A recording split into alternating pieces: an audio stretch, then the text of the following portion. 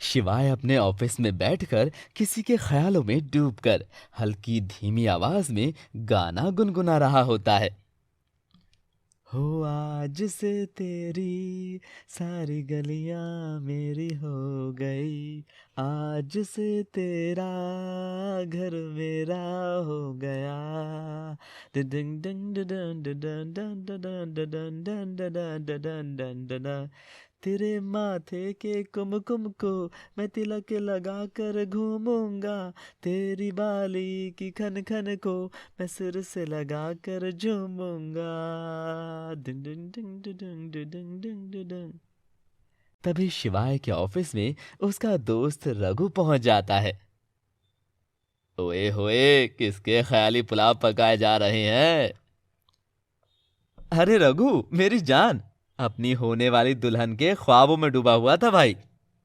तू ख्वाबों में डूबा रहे और तेरी दुल्हन को कोई और उड़ा ले जाएगा। इतने रिश्ते तो तूने ठुकरा दिए हैं, कब लेगा सुख की प्राप्ति के मजे? जवानी में शादी के लड्डू नहीं खाएगा तो कब खाएगा? नहीं यार, तूने तो खा लिया ना शादी का लड्डू, बता कैसा होता है? यार, मेरी शादी की पहली रात जब मैंने घूंघट उठाया, उफ यार, क्या रात थी वो। घूंघट उठाने के बाद क्या किया? फिर ब्लाउज के बटन खोले। फिर फिर मैं उसके पास गया। फिर क्या हुआ? हाँ, फिर करके तू मेरी सारी पोल खुलवा ले। काम कर ले चुपचाप, बॉस आता ही होगा, नहीं तो निकाल देगा नौकरी से। फिर करेगा शादी, फिर चढ़ेगा घोड़ी। बड़ा आया ख्याली पुलाव पकाने वाला। यार, और तो जो कुछ भी है ना, सालों बाद मुझे भी प्राप्ति होगी। क्या ही राहत होगी वो, है ना रघु? ठीक बोल रहा हूं ना मैं? इतनी एक्साइटमेंट क्यों हो रही है वे तुझे? ऐसा ना हो कि शादी की पहली रात अपनी दुल्हन के बगल में बैठते ही 2 मिनट में तेरा काम हो जाए और वो दूसरे दिन ही किसी और के साथ रफू चक्कर ना हो जाए। अबे चला जा, कुछ भी बोलता है, कमीना कहीं का। फिर रघु शिवाय के ऑफिस से बाहर निकल जाता है और शिवाय अपने काम में बिजी हो जाता है। लेकिन फिर भी काम करते करते उसके दिमाग में शादी के खाली पुलाव पकने शुरू हो चुके थे। शिवाय की मां ने शादी के लिए बहुत सी लड़कियों से उसकी बात करवाई, लेकिन उसे कोई भी पसंद नहीं आई। न जाने उसे किस शहजादी का इंतजार था, शहजादी या फिर किसी हूर की परी। क्योंकि शिवाय भी तो दिखने में सलमान खान है, तो उसे भी ऐश्वर्या राय जैसी दुल्हनिया तो चाहिए ही होगी। बस उसी ऐश्वर्या के इंतजार में शिवाय ने बहुत सी लड़कियों को रिजेक्ट कर दिया था। शाम होती है। दिन भर ऑफिस में काम करने के बाद शिवाय अपने घर को लौटता है। घर पहुंचते ही शिवाय की मां देवकी दरवाजे पर खड़ी होकर उसका इंतजार कर रही होती है और शिवाय को आता देख देवकी बोलती है, अरे आई गवा मेरा टाइगर श्रॉफ। अरे मोरी अम्मा, टाइगर श्रॉफ नहीं, सलमान खान जैसे दिखते हैं हम। देख रहे हो ना डोले शोले। पर क्या फायदा तेरे इतने डोले शोले बनाने का, चलना तो तुझे एक पतली सी लड़की के इशारों पर ही है। ऐसा कुछ नहीं है, झुक के रहना पड़ेगा उसे मेरे आगे, क्योंकि मैं अपने आप में एक हीरो हूँ। तभी इतनी सारी लड़कियों के साथ घूमता है, दोस्ती रखी है और शादी किसी से नहीं करता। अरे माँ, गोपियाँ तो बहुत सारी होती हैं, मगर राधा तो एक ही होती है ना। मुझे बस उसी राधा का इंतजार है माँ। राधा का इंतजार है? बड़ा आया, एक खुशखबरी है तेरे लिए। कौन सी खुशखबरी? इस बार बेटा ऐसी लड़की ढूंढी है, मना नहीं कर पाएगा तू, इतनी सुंदर है, इतनी। वो तो देखने के बाद ही पता चलेगा माँ। कल जाना है लड़की को देखने, सुबह सज धज के तैयार हो जाना। जैसी आपकी इच्छा। इतना कहकर शिवाय अपने कमरे में जाता और बिस्तर पर बैठकर ख्याली पुलाव पकाते हुए गाना गुनगुनाने लगता है। मैं सहरा बांध के आऊंगा, मेरा वादा है। तेरी मांग सजाऊंगा, मेरा वादा है। यार, अब मुझसे रहा नहीं जाता, मुझे तो शादी करनी ही पड़ेगी। शादी की वो पहली रात, उस रात वो सुहाग रात। ऐसे में मैं घूंघट उठाऊंगा, अपनी बीवी के पास जाऊंगा, उसके होठों को चूम लूंगा। यार यार यार, सोचकर इतना खुश हो रहा हूं। असलियत में होगा तो मेरी तो जिंदगी सेट हो जाएगी। मगर मैं कल क्या पहनकर जाऊं?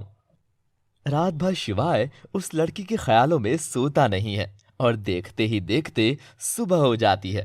फिर दोनों माँ बेटे तैयार होकर लड़की के घर पहुंचते हैं। सभी लोग बैठते हैं।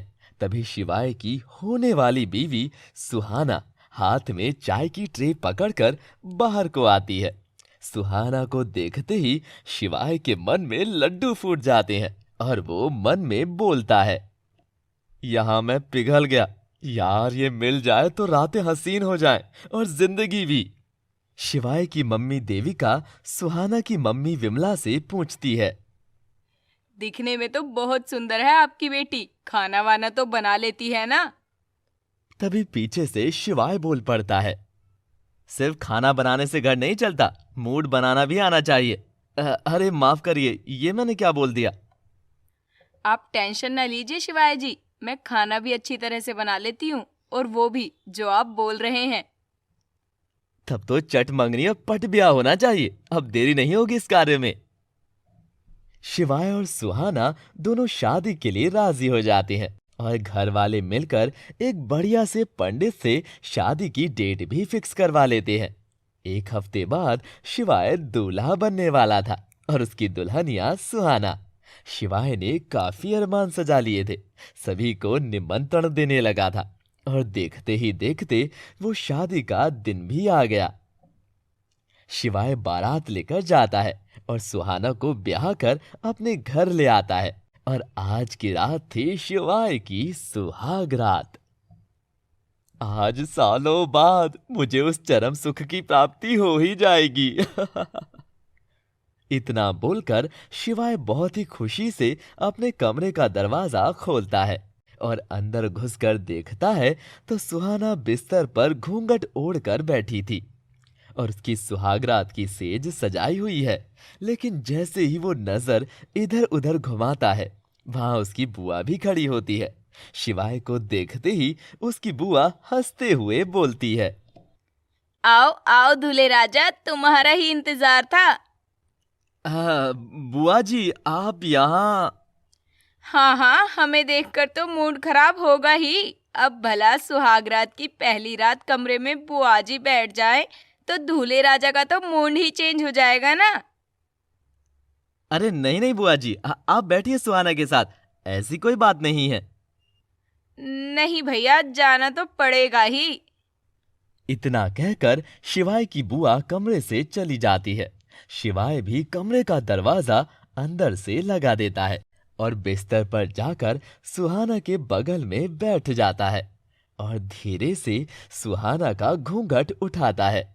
फिर सुहाना के चेहरे को देखकर बोलता है, उफ सुहाना तुम बहुत खूबसूरत हो, लगता है आज पलंग टूट ही जानी है। मुझे शर्म आ रही है शिवाय जी, ऐसी बातें क्यों कर रहे हैं आप? आज की रात शर्म हया सब छोड़ देनी है सुहाना जी। इतना बोलते ही शिवाय सुहाना के करीब जाता है, उसकी कमर में हाथ डालता है, फिर उसके ब्लाउज के बटन को जैसे ही खोलता है, उसके दरवाजे को कोई बाहर से खटखटाने लगता है। यार अब कौन आ गया? इतना कहकर शिवाय बिस्तर से उठता है और कमरे का दरवाजा खोलता है। दरवाजे पर उसकी माँ देवकी खड़ी होती है। देवकी के हाथ में 2 दूध के गिलास होते हैं। दूध देने आई हूँ नालायक। इतना कहकर देवकी दूध शिवाय को दे देती है और शिवाय दूध लेकर कमरे का दरवाजा बंद कर देता है। शिवाय दूध को साइड में रखकर सुहाना के पास जाता है। सुहाना जी, आज ये दूध नहीं, वो दूध पीने की रात है। फिर शिवाय सुहाना के करीब जाता है, उसका ब्लाउज उतार देता है और सुहाना के होठों को चूमने लगता है। चूमते चूमते सुहाना की छाती के पास आता है और छाती से वो सुहाना की कमर पर किस करने लगता है। दोनों की सांसें गर्म हो जाती हैं। आज तो पलंग तोड़ ही डालिए शिवाय जी, चीर फाड़ मचा दीजिए। सुहाना जी, ये सुख, उफ यार। जोर से करिए ना। फिर शिवाय कुछ आगे बढ़ता है, तभी कमरे के बाहर शिवाय का दोस्त रघु आ जाता है और अंदर से आ रही आवाजें सुनकर बोलता है, आखिरकार मिल ही गया।